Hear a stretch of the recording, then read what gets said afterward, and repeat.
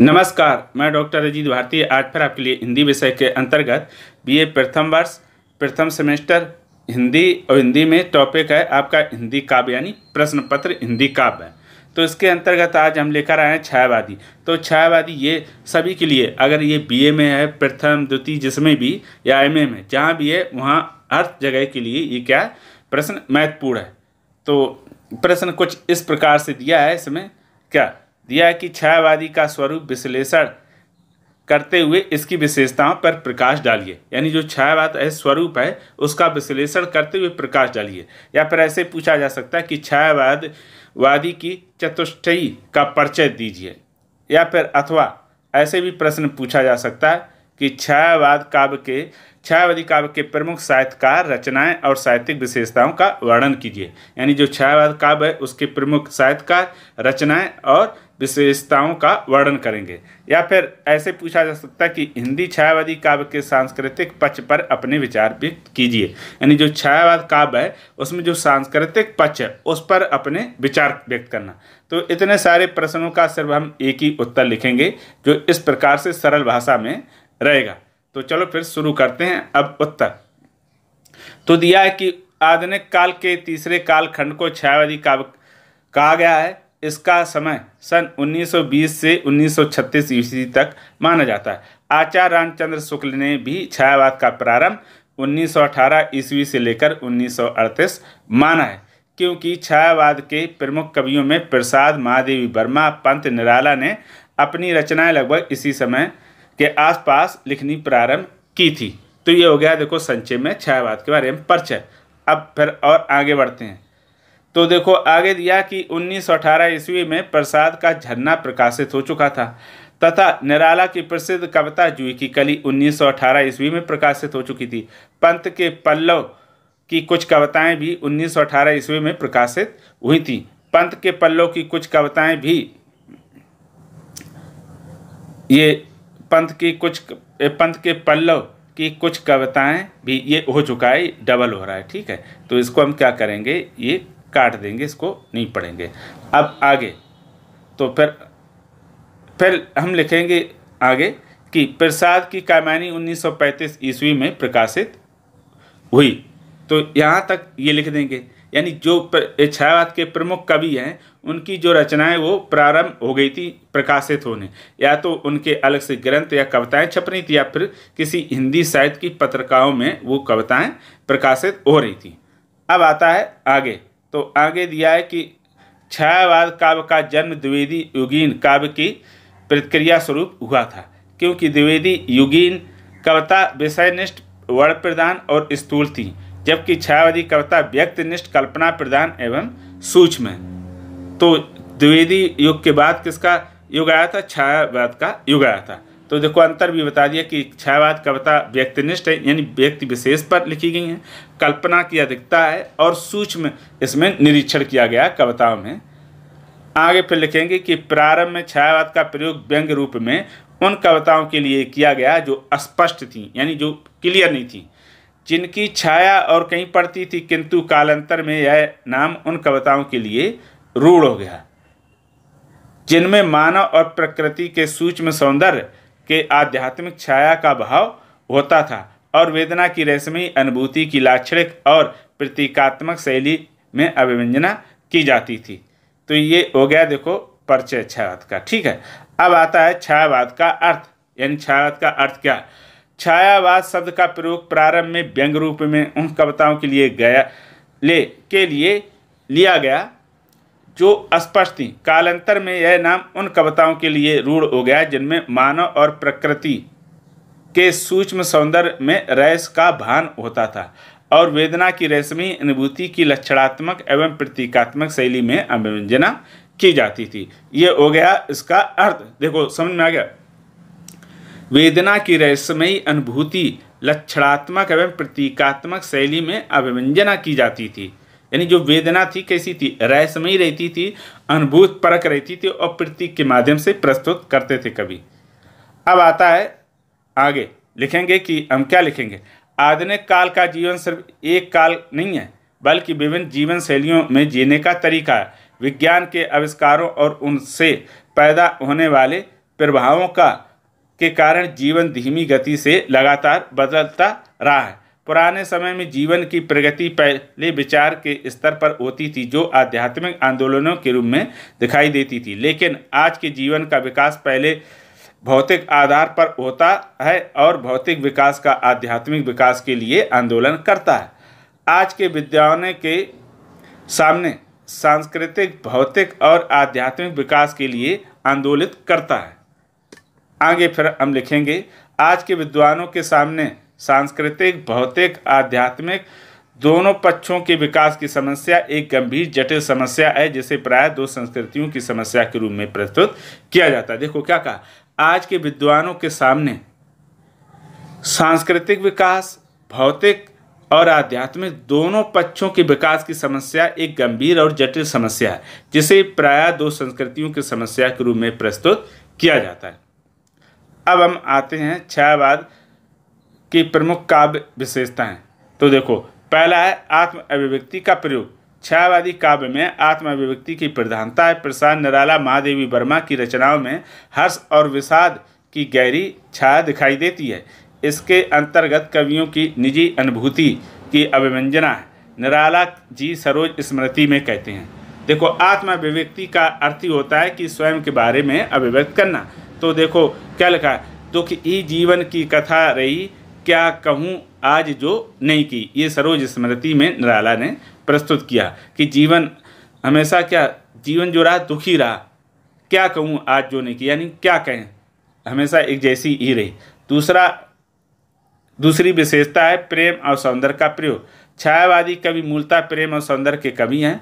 महादेवी वर्मा के अनुसार छायावादी युग सूक्ष्म सौंदर्य अनुभूति के बोध का काल है। कामायनी में श्रद्धा का सौंदर्य वर्णन करते हुए प्रसाद जी कहते हैं, क्या कहते हैं, नील परिधान बीच सुकुमार, खुल रहा मृदुल अध खुला अंग। तो ये यहाँ पर क्या है, जो आपका प्रेम और सौंदर्य का चित्रण किया गया है, किसमें, जयशंकर प्रसाद द्वारा कामायनी में। फिर तीसरा प्रकृति चित्रण। प्रकृति विधान की दृष्टि से छायावादी काव्य विशेष है। पंत जी को प्रकृति का सुकुमार कवि कहा जाता है। पंत जी का प्रकृति चित्रण देखने योग्य है, जैसे छोड़ द्रमों की मृद छाया, ये क्या है, प्रकृति का चित्रण। तोड़ प्रकृति से भी माया। अब आता अगला बिंदु नंबर है 4, दिया है कि रहस्यवाद की भावना। रहस्यवादी भावना छायावादी कविता की विशेषता, इसी कारण आचार्य रामचंद्र शुक्ल ने इसे रहस्यवाद का पर्याय मान लिया था। परंतु रहस्यवाद छायावाद के आगे का सोपान है। महादेवी जी का एक उदाहरण, वो कहती हैं, क्या पूजा क्या अर्चन रे, उस असीम का सुंदर मंदिर, मेरा अलौकितम जीवन रे। तो छायावाद के कवियों ने क्या किया, इन्होंने भी क्या है, जो अज्ञात सत्ता है उसी की बात कही है। इसीलिए छायावाद में भी रहस्यवाद दिखाई देता है, जो आपके भक्ति काल में कबीर वगैरह में दिखाई देता है। पांचवा बिंदु है कि वेदना और पीड़ा का चित्रण। भारतीय काव्यशास्त्र में करुण रस आदि रस माना जाता है। वेदना ही कविता की जननी है। महादेवी वर्मा का उदाहरण, मैं नीर भरी दुख की बदली। तो ये क्या, वेदना को चित्रण किया है। फिर आता है छठवां, देश प्रेम की भावना। छायावादी काव्यधारा के अंतर्गत माखनलाल चतुर्वेदी, नवीन शर्मा एवं रामनरेश त्रिपाठी की रचनाओं में देश प्रेम की भावना विशेष रूप से प्रकट हुई हैं। अब कौन सी, जैसे माखनलाल चतुर्वेदी की यह पुष्प की अभिलाषा से, चाह नहीं मैं सुरबाला के बालों में गूथा जाऊं। फिर आगे उस दिया है कि चाह नहीं देव के शीश पर चढ़ूं, भाग्य पर इतराऊं।